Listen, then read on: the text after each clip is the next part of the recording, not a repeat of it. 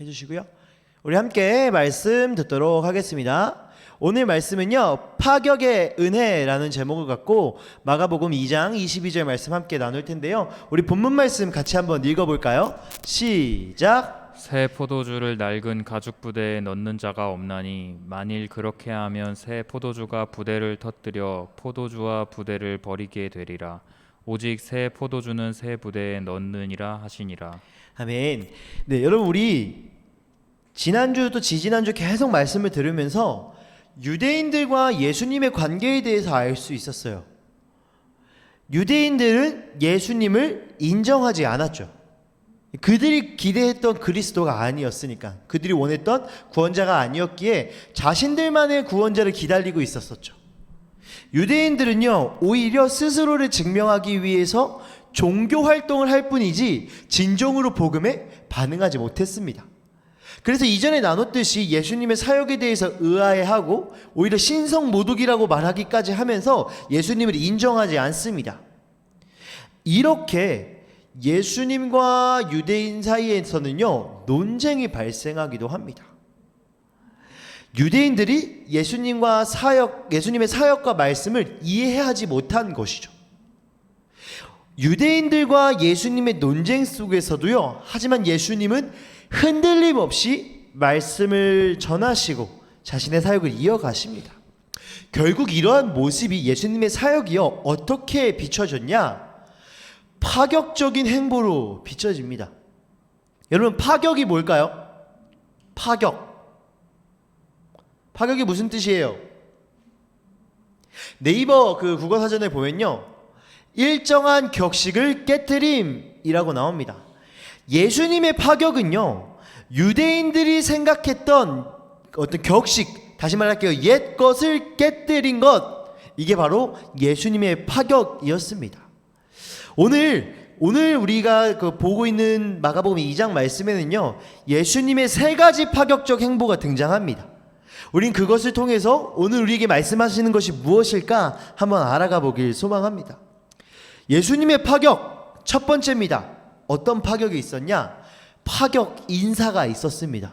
여러분, 인사가 뭐죠? 보통 어디서 쓰죠? 인사? 이거 안녕하세요 이 인사 말고 회사에 썼어요. 파격 인사. 사람을 채용할 때 쓰는 말이죠. 예수님의 인사는 뭐였을까요? 제자들을 부르시는 거겠죠. 예수님께서 제자들을 부르실 때 아주 파격적으로 하십니다. 읽어볼게요. 시작. 예수께서 길을 가시다가 알페오의 아들 레이가 세간에 있는 것을 보시고 말씀하셨다. 나를 따라오너라. 레이가 일어나서 예수를 따라갔다. 여러분, 지금 예수님이 누굴 부르시죠? 세간에 있었던 세리 레위를 부르십니다. 여러분, 레이가 누굴까요? 우리가 알고 있는 마태예요. 네, 마태복음의 저자죠. 세간에 있는 레이를 부르십니다. 레이의 직업은 세리였죠. 여러분, 당시 이스라엘은요, 로마의 통치를 받고 있었습니다. 세리는요, 유대인 동포를 배신하고 로마의 세금 징수를 돕는 사람, 흔히 말해서 배신자였죠. 당시 세리는 유대인들의 배신자였어요. 우리가 쉽게 이해하기 위해서 친일파를 생각하면 좋을 것 같아요. 일본의 통치가 있었을 때 우리나라 대한민국의 이권이 아니라 일본의 이권을 위해서 일했던 사람들, 친일파. 당시 유대인들 입장에서는 배신자였죠. 세리가. 예수님은요, 당시 유대인들이 배신자로 생각했던 레위를, 마태를 제자로 부르십니다. 그리고 더 나아가서 그의 집에서 식사를 하시는데, 그것도 수많은 세리들과 죄인들과 함께 식사를 하십니다. 여기 마가복음 2장 15절에 보면요, 예수님께서 음식을 잡수시는데 많은 세리와 죄인들도 예수와 그의 제자와 함께 있었다라고 이야기해요. 당시 유대인들은 상상할 수 있었던 일이 아니죠. 아니, 어떻게 우리의 배신자와 함께 식사를 하셔? 아니, 어떻게 우리를 배신하고 로마를 위해서 일하고 있는 그 세리와 함께 식사를 하시지? 아주 파격적인 행보인 거죠. 율법학자들은요, 이 장면을 보고요, 저 사람은 세리들과 죄인들과 어울려서 음식을 먹습니까? 아니, 예수님, 당신의 제자들은 지금 왜 그러고 있습니까? 당신은 왜 그러고 있습니까? 비난을 하죠. 여러분, 어쩌면 유대인들의 반응은 너무나 당연할 것 같아요. 여러분 상상해 봅시다. 전도사님이 일제시대에 살았다고 생각해 봅시다. 일제강점기에 전도사님이 이완용하고 같이 식사교제를 해요. 여러분은 어떻게 생각할 것 같아요? 아니 전도사님 어떻게 이완용하고 같이 밥을 먹을 수 있어요? 저 사람은 우리나라를 판 사람이에요. 너무나 당연한 반응이죠. 유대인들, 율법학자들의 반응도 당연했습니다. 그들이 생각하기에 세리들과 죄인을 멀리하는 것은요 아주 상식적인 일이고 지극히 옳은 일이었습니다. 그래서 예수님을 비난하죠. 예수님의 반응은 어떠했을까요? 읽어볼게요. 시작. 예수께서 그 말을 들으시고 그들에게 말씀하셨다. 건강한 사람에게는 의사가 필요하지 않으나 병든 사람에게는 필요하다. 나는 의인을 부르러 온 것이 아니라 죄인을 부르러 왔다. 예수님께서는요 유대인들이 생각했던 격식과 상식을 또 감정과 목적을 중요하게 생각하시지 않았습니다. 예수님의 목적은 뚜렷했습니다. 예수님에겐 그 사명이 중요했던 것이죠. 나는 의인들을 부르러 온 것이 아니라 죄인들을 만나서 그들을 치료하고 그들을 일으키기 위해 온 것이다. 예수님은 분명하게 말씀하십니다. 예수님께서 이 땅에 오신 것은요 자기 백성, 상처받고 아픈 자, 외면당하고 무시당하는 자들, 그들을 위해서 죄에서 구원하기 위한 하나님의 사랑을 위한 예수님의 사명이 있었던 것입니다. 종교적, 정치적으로 당연하게 생각하고 세상의 비난을 중요하게 생각하지 않으시고 오로지 복음의 길을 걸어가신 것이죠. 이것이 예수님의 첫 번째 파격적 행보, 파격 인사였습니다. 예수님은요 세리 레위를 부르시고 그들 무리와 함께 교제하신 것 하나님의 사랑 때문이죠. 하나님의 사랑을 인하여서 예수님은요 유대인들이 생각했던 격식을 깨뜨리십니다. 자, 두 번째 한번 볼까요? 첫 번째는 파격 인사였고요. 두 번째는요 파격 금식입니다. 여러분 금식은요 유대인들이 생각했던 아주 중요했던 의식 중에 하나입니다. 이게 어떤 의식이냐면요 옛 이스라엘의 영광의 회복을 바라며 의식적으로 했던 것이 금식이에요. 낡은 의식인 거죠. 옛 이스라엘 영광 무엇이죠? 다윗 왕국의 회복이죠. 다윗 왕국의 회복을 위해서 금식했던 것이었습니다. 여기서 유대인들과 예수님은요 금식에 대한 논쟁을 하는데요 예수님께서는요 금식에 대해서 파격적으로 말씀하십니다. 당시 그 세례 요한의 제자들과 바리새인들, 유대인들이죠. 그들은 금식을 하고 있었고 그리고 예수님께 오더니 예수님, 당신의 제자들은 왜 금식을 안 합니까? 공격하기 시작합니다. 그들의 금식은요 자신들만의 구원자를 기다리며 이스라엘의 회복, 다윗 왕국의 회복을 위해서 금식했던 것이죠. 유대인들은 그리스도에 대한 생각부터가 잘못되었기 때문에 그들이 기다렸던 그 구원, 그들이 기다렸던 그리스도에 대한 생각이 잘못됐기 때문에 이 금식의 목적 자체도 잘못됐다는 걸 스스로 반증하고 있는 거죠.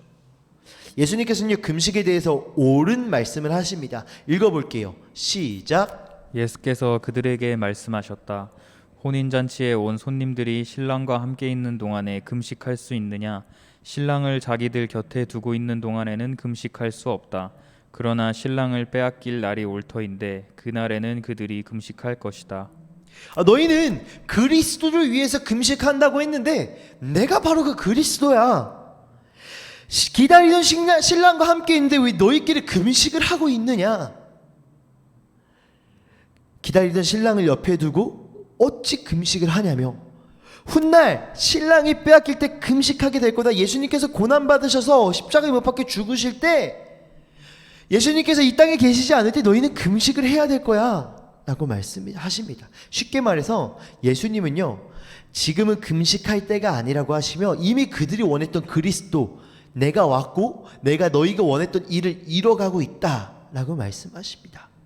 그리고 나중에 예수님이 십자가에 달린 후에 십자가를 따른다는 의미로 금식을 해야 될 것이라고 말씀하십니다.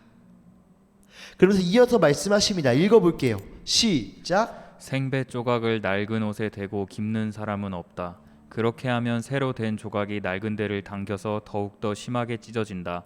또 새 포도주를 낡은 가죽 부대에 담는 사람은 없다.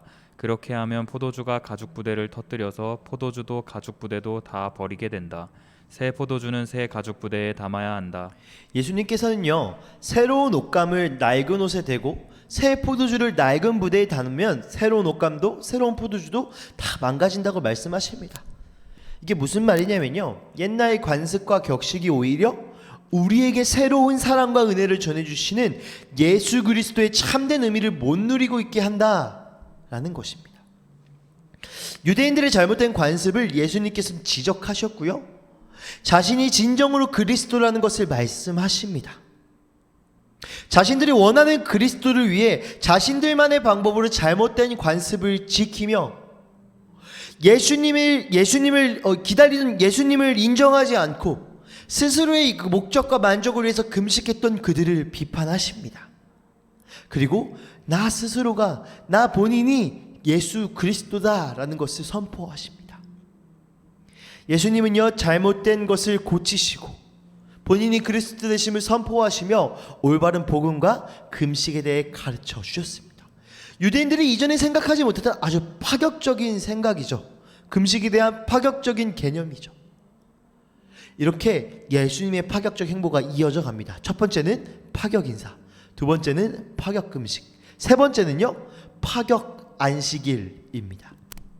여러분, 유대인들은 안식일을 지키는 것을 최우선으로 했습니다. 안식일에 아무것도 안 했죠. 그런 유대인들이 이렇게 유대인들이 이 장면을 봅니다. 안식일에 예수께서요, 밀밭 사이로 지나가시게 되는데, 밀밭, 곡식이 있는 밭이죠. 제자들이 그 길을 가면서 밀 이삭을 자르기 시작합니다. 유대인들 생각에서는 말도 안 되는 일이에요. 왜냐면 안식일에는 아무것도 하면 안 돼요. 아무것도 하면 안 되는 그 안식일에 제자들이 뭐 하고 있죠? 이삭을 베어 자르고 있습니다. 유대인들은 이것을 보고요, 어찌 당신의 제자들은 안식일에 하면 안 되는 일을 합니까? 또 공격하죠. 그러나 예수님은 오히려 그들이 지키는 규정보다 사람의 기본적 필요를 채우는 것이 우선이라고 말씀하시며 가르쳐 주십니다. 예수님께서는 이렇게 말씀하세요. 안식일이 사람을 위해서 생긴 것이지 사람이 안식을 위해서 생긴 것이 아니다. 그러므로 인자 또한, 예수님이시죠, 안식일에도 주인이다. 유대인들은 잘못 생각하고 있었던 것 같습니다. 25절부터 보면요, 예수님은요, 다윗이 굶주린 위기 속에서 율법을 어기고 성전에 떡을 먹었던 것을 이야기하시면서요, 27절 28절에는 안식일이 사람 때문에 생긴 사람을 위해서 생긴 것이지 사람이 안식일 때문에 생긴 것이 아니다라고 분명히 말씀하십니다. 또한 본인이 안식일의 주인이다라고 말씀하시며, 안식일은 율법을 지키고 지키지 못하는 자들을 위해서 정죄하기 위한 것이 아니라 하나님의 은혜와 쉼을 누릴 수 있는 날이라는 것을 분명히 말씀하십니다. 유대인들이 잘못 알고 있던 안식일의 진정한 의미를 말씀하시죠. 여러분, 그동안 유대인들은요, 자신들이 지켜왔던 잘못된 옛날 관습이 있었습니다. 예수님께서 오늘 그 유대인들의 잘못된 옛날 관습을 깨뜨리시며 파격적인 행보를 보이시죠. 파격 인사, 파격 금식, 파격 안식일, 이것을 통해서요, 진정한 의미, 새로운 은혜를 우리에게 알려주십니다. 옛날 것을 깨뜨리시고 새로운 은혜를 우리에게 주시는 것이죠. 당시 유대인들의 그 정죄와 부정적인 그 시선에서는요, 예수님께서 레위를 부르신 것은요, 아주 잘못된 일이었죠. 세상으로부터 죄된 그 세리이자 배신자인 레위를 부른 것은 엄청난 파격이었죠. 그러나 예수님은요, 세상의 기준보다는, 세상의 시선보다는요, 누구에게나, 세리였던 레위에게도, 죄인들에게도 복음이 전해진다라는 것을 말씀하십니다. 또한 당시 유대인들이 그들만의 그리스도를 기다리며 했던 낡은 의식이었던 금식의 파격은 이미 세상의 참된 회복을 위해 예수 그리스도가 이 땅 가운데 오셨다라는 것을 전하기 위한 복음의 메시지였죠. 당시 유대인들이 목숨보다 소중하게 생각했던 안식일의 파격은요, 복음에 대한 반응이 아닌 스스로가 율법과 하나님의 말씀에 순종하기 위해서 종교 행위로 증명했던 잘못된 신앙을 깨뜨리시고 하나님의 은혜에 대한 반응으로서 안식일을 지키며 진정한 쉼과 회복을 누리게 받으셨던 예수님의 사랑이었습니다. 오늘 예수님의 이 파격이 우리에게 던지는 메시지가 무엇일까요? 혹시 성경에서 말씀하시는 것을 통해 은혜를 누리기보다 나를 판단하고 또 다른 누군가를 판단하는 기준으로 삼고 있지는 않습니까? 혹시 아직도 나만의 그리스도를 기다리시며 나의 목적을 위해 기도하고 말씀을 보고 있지는 않습니까? 혹시 내가 그리스도인이라는 것을 증명하기 위해 예배의 은혜를 누리지 못하며 중심 없는 예배를 드리고 있지는 않습니까? 여러분, 우리에게 너무나 익숙한 것, 우리에게 너무나 관습적이고 종교적인 행위로 자리 잡았던 것들, 혹시 예수님의 은혜를 누리지 못하는 걸림돌이지 않습니까? 나의 생각, 나의 믿음, 나의 행동이 세상의 시선과 판단, 나의 목적과 만족을 뛰어넘어 예수님을 사랑하는 반응으로 나오고 있습니까? 우리의 신앙생활을 점검하길 소망합니다. 특히 우리가 매년 여름 겨울에 하는 그 여름 수련회, 겨울 수련회 그 사역들도 여러분 시간이 됐기 때문에 하는 것이 아니라 그 시간을 통해서 새로운 하나님의 은혜를 누리길 간절히 소망합니다. 말씀을 맺도록 하겠습니다. 여러분, 예수님께서 오늘 세 가지 파격을 보여주셨습니다. 파격 인사, 파격 금식, 파격 안식일. 그런데 예수님께서 하신 가장 큰 파격적 행보가 있습니다.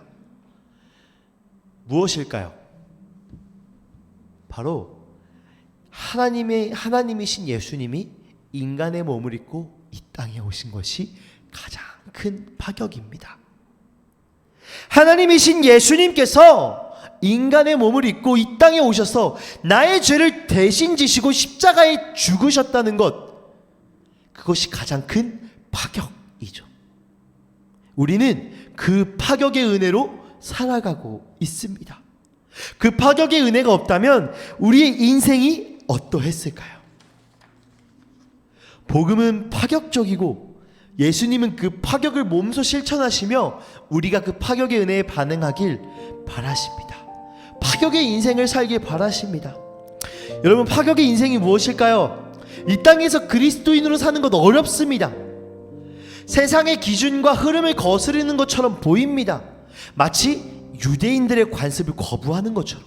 여러분, 당시에 율법을 지키지 못했다면 유대인들이 어떻게 바라봤을까요? 바로 정죄하고 비판하죠. 이 땅에서 우리가 그리스도인으로 살아갈 때 우리가 해야 될 것들, 우리가 이 땅에서의 해야 될 의무들, 책임들, 기준들을 지키지 못할 때 세상이 뭐라고 이야기하죠? 바보처럼 살아간다고 이야기하죠. 마치 유대인들이 비판하는 것처럼. 그러나 오늘 예수님은 유대인들에게 파격의 은혜를 말씀하십니다. 그리고 파격의 인생을 살기를 도전하십니다. 세상이나 자신의 기준보다 하나님의 사랑이 기준이 된 것이죠. 그리스도인이 진정으로 예수님의 사랑과 복음에 반응하는 것, 그것이 파격의 인생입니다. 파격의 은혜를 경험한 사람은 파격의 인생을 살 수 있습니다. 아프고 힘든 자를 찾아가고 나의 목적보다는 예수님의 길을 따라가고 종교인임을 증명하기보다 예수님의 사랑을 반응하는 그 인생, 그것이 파격의 인생인 줄 믿습니다. 오늘도 우리 가운데 파격적으로 오신 예수님, 그 파격의 은혜로 살아가는 저와 여러분이 되길 간절히 소망합니다. 우리 이 시간 함께 찬양 한 곡 하면 좋을 것 같습니다.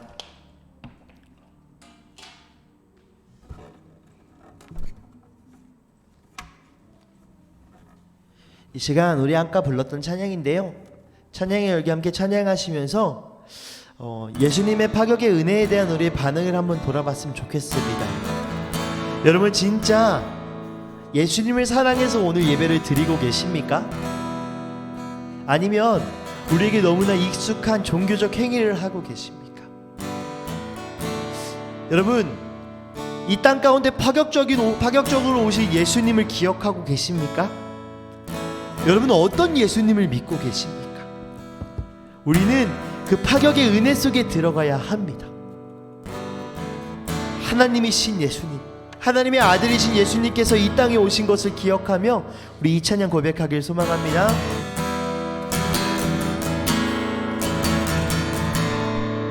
찬양의 열기, 찬양의 열기 모두 끝나면 주 앞에 나와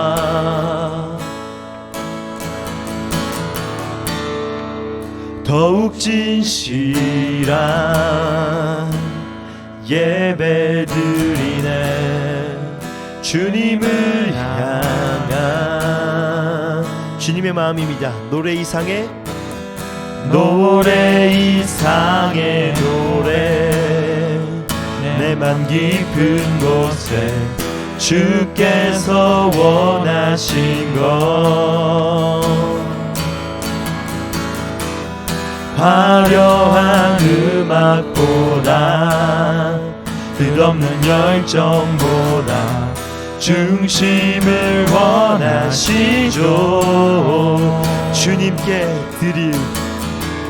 주님께 드릴 마음의 예배 주님을 위한 주님을 향한 노래 중심 잃은 예배 내려놓고 이제 나 돌아와 주님만 예배해요. 영원하신 왕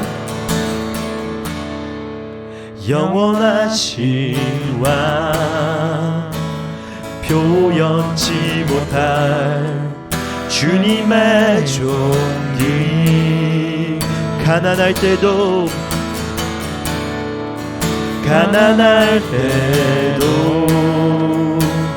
연약할 때도 주의 모든 것 노래 이상의 노래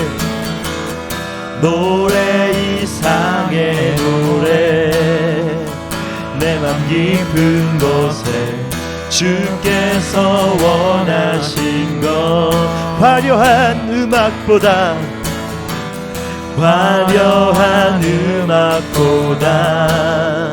뜻없는 열 중심을 원하시죠.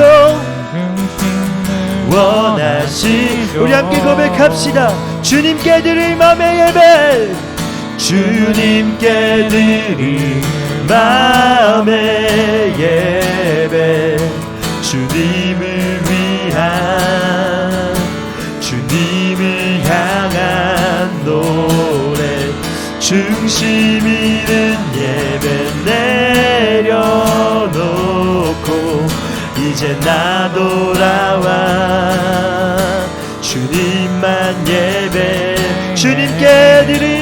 주님께 드릴 마음의 예배 주님을 위한 주님을 중심 잃은 예배 내려놓고 중심 잃은 예배 내려놓고 이제 나도 주님만 예배합니다.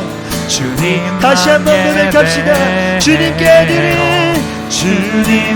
드릴 마음의 예배 주님을 위한 주님을 향한 노래 중심 잃은 예배 내려놓고 이제 나 돌아와 주님만 예배해요.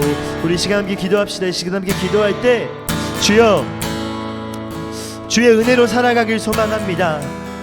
이 땅 가운데 파격적으로 오신 예수 그리스도를 기억합니다.